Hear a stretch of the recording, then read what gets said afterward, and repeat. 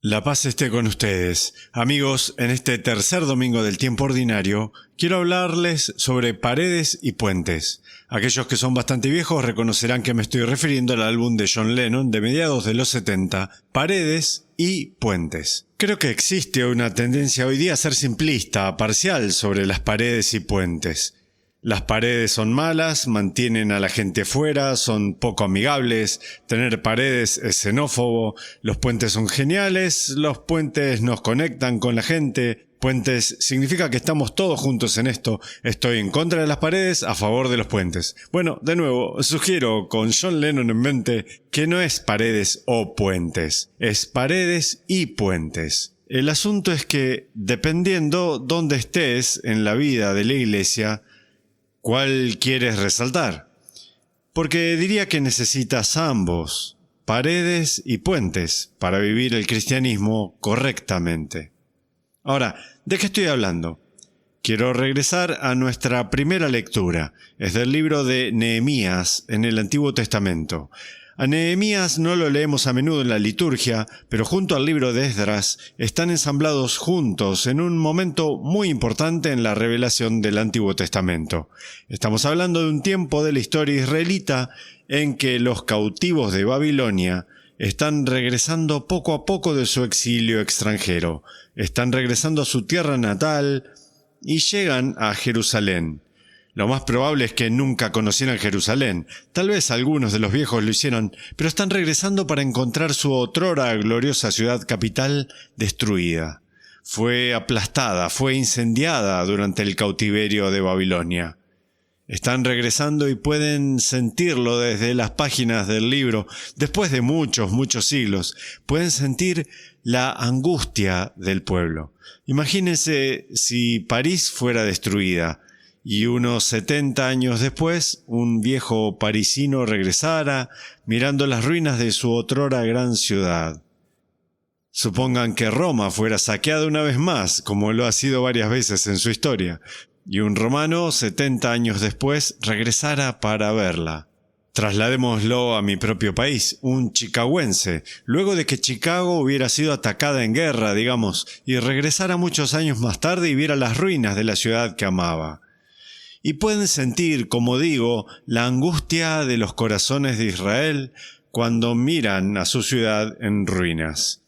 Así que una de las primeras tareas que emprende Nehemías es reconstruir sus paredes, sus muros. Ahora, tengan presente, especialmente en el mundo antiguo, es difícil para nosotros imaginar una ciudad amurallada, pero en el mundo antiguo así es como se definía una ciudad, por sus muros. Mantenía cierta forma de vida adentro, otra forma de vida afuera. Es el modo en que se defendía una ciudad. Si sus muros eran vulnerables, sería vulnerable a todos sus enemigos, vulnerable a cualquier influencia que llegara desde fuera.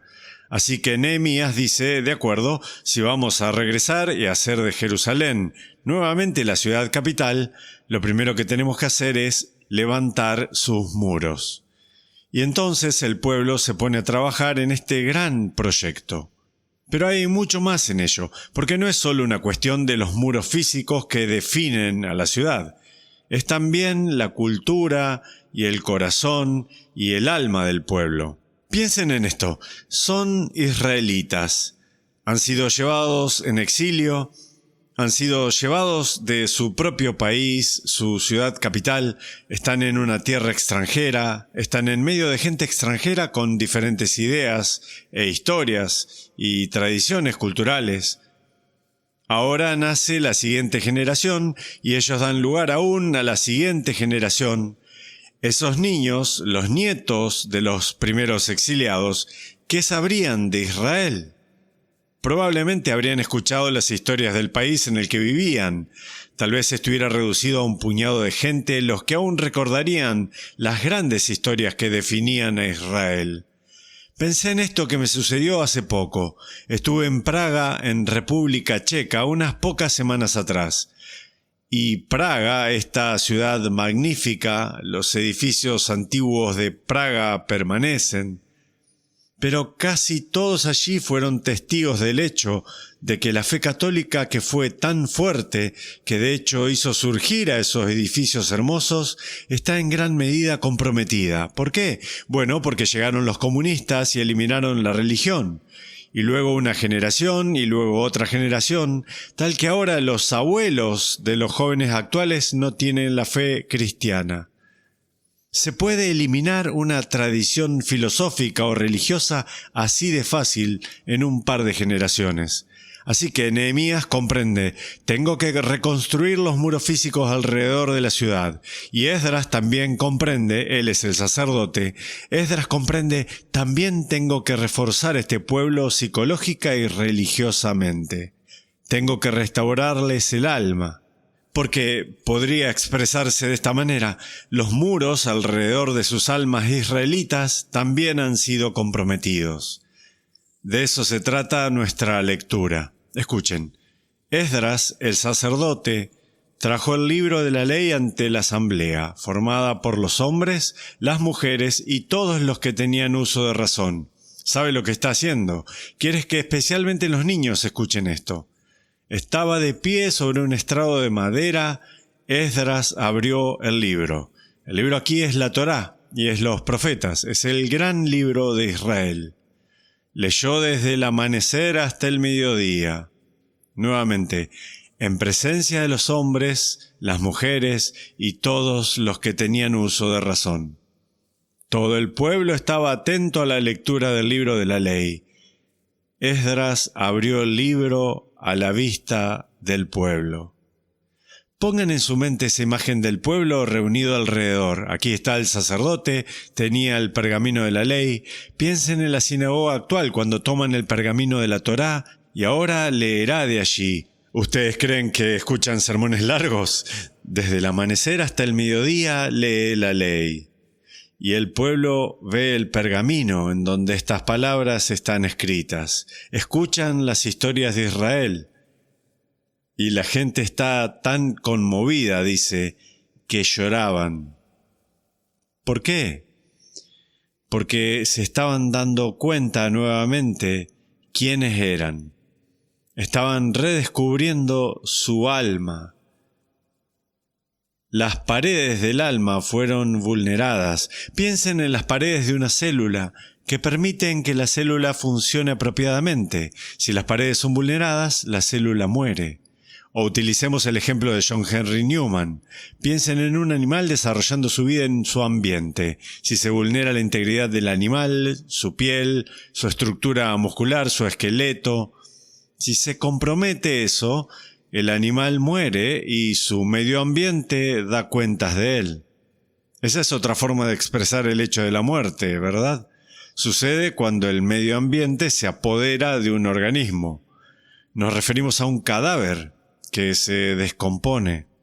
Eso es lo que significa. Significa que las paredes se han vulnerado y ahora se apodera el medio ambiente. Bueno, esto es lo que tanto Esdras como Nehemías ven, las paredes físicas y las paredes alrededor del alma, y entonces quieren reforzarlas. Habrán notado que al comienzo del sermón mencioné qué ingenuo es decir que las paredes son malas, los puentes son buenos. Los puentes son buenos y ya llegaría allí, pero las paredes también son buenas, porque por medio de las paredes es que sabemos quiénes somos. ¿Quiénes somos como católicos? Es que crecí justo luego del Vaticano II, cuando existía un acento extraordinario, diría, sobre la relevancia en la cultura. La Iglesia saliendo a encontrarse con el mundo moderno, la Iglesia escuchando. Bien, y diré más sobre ello, diré más. Pero el peligro fue, y créanme que mi generación lo experimentó, el peligro fue que las paredes de cierta manera se derrumbaron. Perdimos el sentido vívido de quiénes somos como católicos. ¿Cuáles son las leyes y las prácticas y las convicciones y las ideas, los actos morales que nos definen? Definir en latín significa fin o límite, línea, las cosas que nos definen. En la medida en que se perdieron, fuimos como los israelitas regresando a Jerusalén. Perdimos nuestro rumbo. Así que entonces las paredes, sí, las quiero. Ahora un vistazo al Evangelio, con Esdras y Nehemías en mente. Es el relato de Lucas de Jesús regresando a su tierra natal y asiste a la sinagoga en el Sabbat, y él también toma el pergamino. Esdras tiene el pergamino, Jesús tiene ahora el pergamino. Lo desenrolla y comienza a leer del profeta Isaías. El Espíritu del Señor está sobre mí, porque me ha ungido para llevar a los pobres la buena nueva, para anunciar la liberación a los cautivos. Enrolló el volumen, lo devolvió al encargado y se sentó. Los ojos de todos los asistentes a la sinagoga estaban fijos en él. ¿Qué ocurrió en ese momento? Fue un momento de redefinición. Esta es ahora la palabra proclamada a Moisés y a los profetas y a todos los demás en el Antiguo Testamento, la palabra hecha carne. Esta es la palabra por la cual se define Israel. Al proclamar su identidad, Él está reestableciendo el muro que define al pueblo de Israel. De acuerdo, he estado alabando mucho a los muros porque se les quita importancia. Creo que de modo simplista descartamos las paredes. Pero ahora los puentes, sí, paredes y puentes. Habiendo ya sido definida, Israel está ahora destinada a salir a anunciar la palabra al mundo. Ahora que su identidad está asegurada, proclama la palabra de Dios al mundo. El propósito de Israel, el propósito de la Iglesia, la nueva Israel, no es resguardarse detrás de los muros. Ahora, aquí es donde todos mis maestros y todos, luego del Vaticano II, lo hicieron como se debe. La Iglesia está destinada a cristificar al mundo, llevar la lumen, la luz de Cristo, a las gentes, al mundo. Pero nuevamente, no puedes hacer eso si no sabes quién eres. Si has permitido que tu identidad quede comprometida, entonces no tendrás una palabra para anunciar. Vean, sé que quedamos atrapados en estas visiones simplistas, bifurcadas. Oh, estoy en contra de los muros, estoy a favor de los puentes, bla, bla, bla. Esta es la forma errónea de pensar en esto. Ustedes son tanto muros como puentes, porque el puente no significará nada a menos que el muro te haya definido apropiadamente. El genio pastoral no es aquel que dice, «Hey, soy todo puentes» o «soy todo muros». No. Eso es liberalismo simplista, conservadurismo simplista. No. El genio pastoral es aquel que sabe qué es lo necesario. Piensen en Esdras y Nehemías. En ese momento de la historia israelita supieron que lo necesario eran los muros, y fue la declaración de la ley. Ambos, muros y puentes, ambos, identidad y relevancia, ambos, la palabra y ahora la palabra proclamada.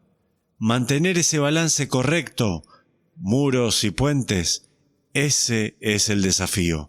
Y Dios los bendiga.